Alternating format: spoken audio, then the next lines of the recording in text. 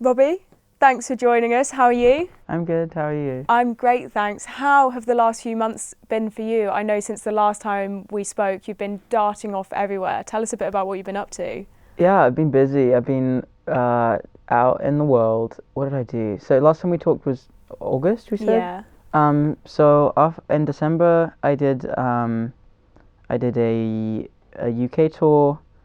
Um, my first like UK bus tour, which is cool with my first time doing like a full band in the UK, which is sick. And then in January, I went to Australia and New Zealand, did some shows over there. That was quite an excursion. I had to fly via Hong Kong, which was also an adventure in itself. Um, and then probably missing some things out in between, but then um, I did some more UK and Europe shows, which I just finished like 2 days ago. Um, been working on my finishing up my album through all that, which has been a challenge, but it's finally happened. So that's coming out soon. When you're touring, when you're on in that sort of bus situation, do you find it sort of easier to write music, or do you find it a bit hard, a bit more challenging because there's so much going on? It's definitely harder to actually create it. I'd say it is hard to write stuff as well, but there's a lot to take inspiration from when you're on the road. So I have lots of ideas that I like record in um, voice memos and stuff for when I have some time, and I definitely feel um, like itching to get back home and record things while I'm away. But it's like near impossible to actually make anything that I'm gonna be using, because I can't really get in a studio or anything. So. And tell us about your tour setup. Who are the people that you travel with? What kind of things do you rely on when you're out on the bus? Well, I've got my band. I've got Austin, who I've been touring with for like 2 years now, nearly 2 years maybe. He plays keys and guitar and a bit of bass too. So we were like a two-piece for a little while, but we recently invited a drummer on board. I played with Alan, who was a friend of Austin's in Nashville, who smacked some skins for us. And in the UK, we've got Mia, who's a friend of mine from. I think we met through like some friends on Twitter, and she's so cool. She's so good at drums. So I've got my band going on, my tour managers, of course. Um, we've got some merch guys. Um, got we now I'm touring with my own lighting and my own sound people who are making life so much easier than having to rely on like venue people being nice, because a lot of the time they're not the best. But so it's nice to have some like sweet people that are like reliably cool, and they're always like so sweet. We've never really had um, any tensions between us. We're all just like a bunch of sweet guys on the bus, and it's nice.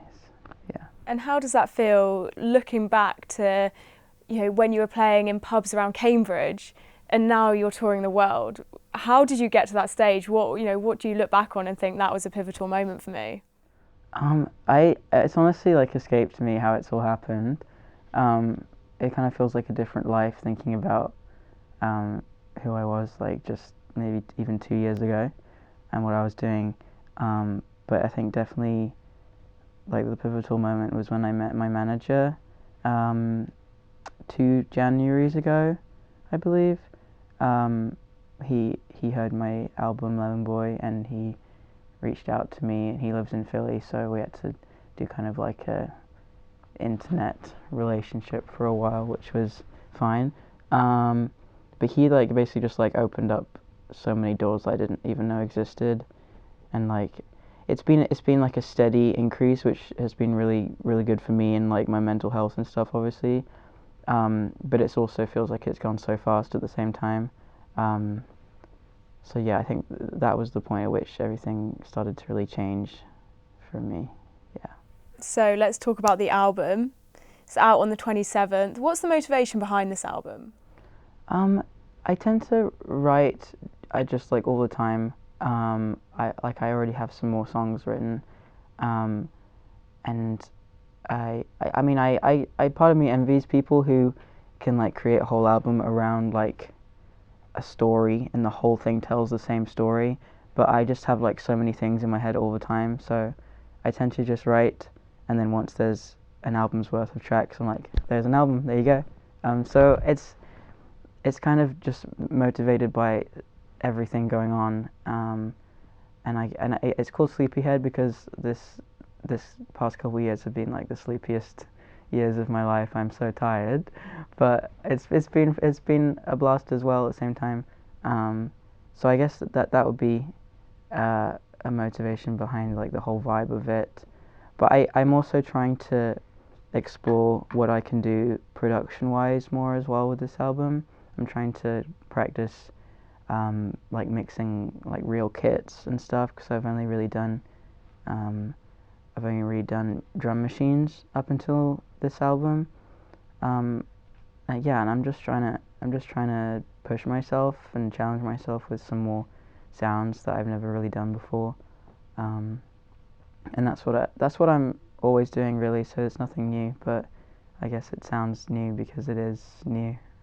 Yeah. So before you're going to play us a very special live acoustic track, you're going to play us the first track off the album, Sweet Tooth. Tell us a bit about the artwork, because the artwork for the album was actually done by yourself. Why did you choose to do it yourself? I like painting, and I like to feel connected to every part of a project that I do, and